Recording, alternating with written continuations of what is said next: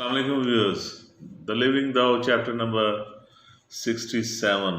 دا 3 treasures یعنی 3 خزانے. لفظ کہتا ہے کہ آسمان کے نیچے سب کہتے ہیں کہ میرا داؤ عظیم ہے لیکن بیکار ہے. یعنی ہر ایک کا دعویٰ ہے کہ میرا دین، میرا رستہ، میرا اصول، میرا نظریہ، میرا مذہب سچا ہے، لیکن یہ سب بیکار کی باتیں ہیں. ایسے ہی جیسے عظیم چیزیں بیکار ہوا کرتی ہیں، یہ ایسے ہی بیکار ہیں جیسے عظیم چیزیں بیکار ہوا کرتی ہیں. کارآمد ہونا لوگوں کو اچھا لگتا ہے، بیکاری تو کوئی بھی پسند نہیں کرتا. کارآمد چیز ہر ایک کو پسند آتی ہے. کارآمد ہونا لوگوں کو اچھا لگتا ہے، لیکن اس کے لیے چھوٹا ہونا پڑتا ہے، نہ کہ عظیم. اگر آپ کارآمد بننا چاہتے ہیں، لوگوں کے کام آنا چاہتے ہیں، کوئی کام کرنا چاہتے ہیں، تو آپ کو عظیم ہونے کی بجائے چھوٹا ہونا پڑتا ہے، پھر ہی آپ کارآمد ہو سکتے ہیں. ورنہ عظیم چیزوں کو تو کوئی ہاتھ بھی نہیں لگا سکتا، ان کو تو صرف پوجا جا سکتا ہے اور وہ کسی کام کے نہیں. اس کے علاوہ کارآمد ہونا لوگوں کو اچھا لگتا ہے، لیکن اس کے لیے چھوٹا ہونا پڑتا ہے، نہ کہ عظیم. میرے پاس 3 خزانے ہیں جو میں ہمیشہ سنبھال کر رکھتا ہوں. لفظ کہتا ہے کہ میرے پاس 3 خزانے ہیں جن کو میں سنبھال کر رکھتا ہوں. پہلا شفقت ہے، شفقت، پیار، محبت. دوسرا کفایت یاری، کم سے کم وسائل میں گزارا کر لینا.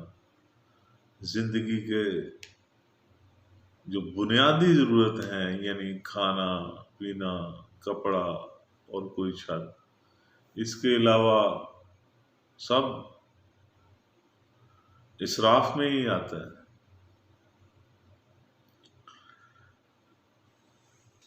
پہلا شفقت ہے، دوسرا کفایت یاری اور تیسرا عاجزی. آپ جتنے بھی بڑے ہوں، دنیا میں جو بھی مقام حاصل کر لیں، لیکن اگر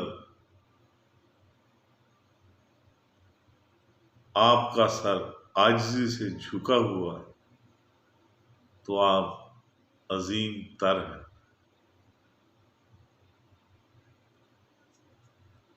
عاجزی، یہ 3 عنصر اس نے بتائے، 3 خزانے: شفقت، کفایت یاری اور عاجزی. چونکہ میں ہمدرد ہوں، اسی لیے مجھ میں ہمت ہے. یعنی آپ اگر ہمت چاہتے ہیں تو آپ کو ہمدرد ہونا پڑے گا. چونکہ میں چھوٹا ہوں، اس لیے میں فیاض، میں خرچ کرتا ہوں. میں لوگوں کے دکھ درد کو سمجھتا ہوں، ان کو اپنے جیسا ہی سمجھتا ہوں. وہ عظیم ہستی نہیں سمجھتا، اپنے آپ کو ان ہی جیسا سمجھتا ہوں. اس لیے میں فیاض ہوں. چونکہ میں عاجز ہوں، اس لیے میری صلاحیتیں ترقی پا سکتی ہیں. ایک عاجز انسان ہی ترقی کر سکتا ہے.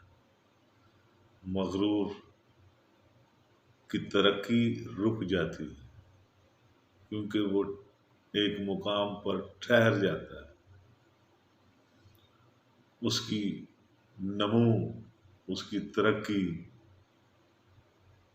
رک جاتی ہے. چونکہ میں عاجز ہوں، اس لیے میری صلاحیتیں ترقی پا سکتی ہیں. آج کل لوگ ہمدردی بھول گئے ہیں. ہمدردی ختم ہو گئی ہے دنیا میں، اس لیے وہ ہمت کر رہے ہیں اور پھلنا پھولنا بھول گئے،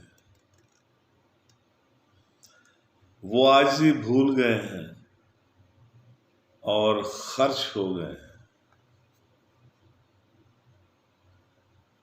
ضائع ہو گئے، استعمال ہو گئے۔ جو لوگ عاجزی کو بھول جاتے ہیں وہ بھٹک جاتے ہیں اور ضائع ہو جاتے ہیں۔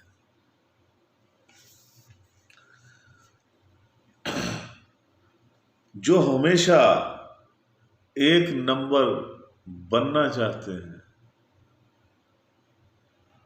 وہ برباد ہو گئے ہیں۔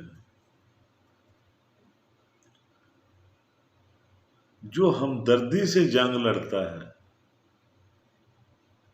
وہ جنگ جیت جاتا ہے۔ آخر جیت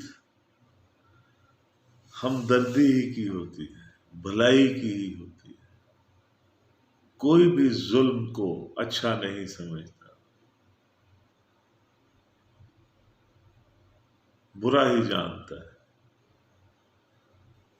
جو شفقت کے ساتھ دفاع کرے گا وہ دشمن کا مقابلہ کرے گا۔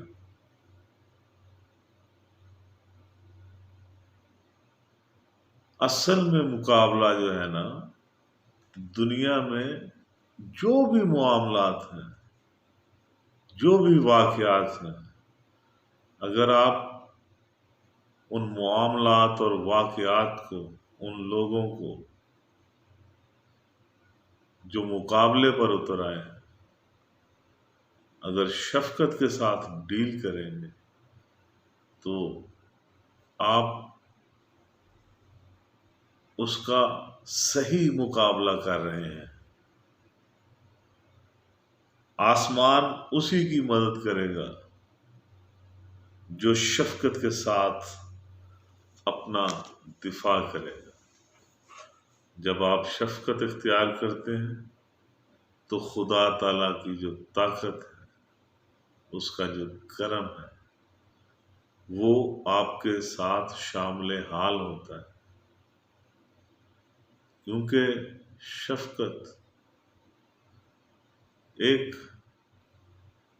کائناتی قسم کی کشش رکھتا ہے۔ ایک شفیق انسان کے ساتھ کائنات کی طاقتیں شامل حال ہوتی ہیں۔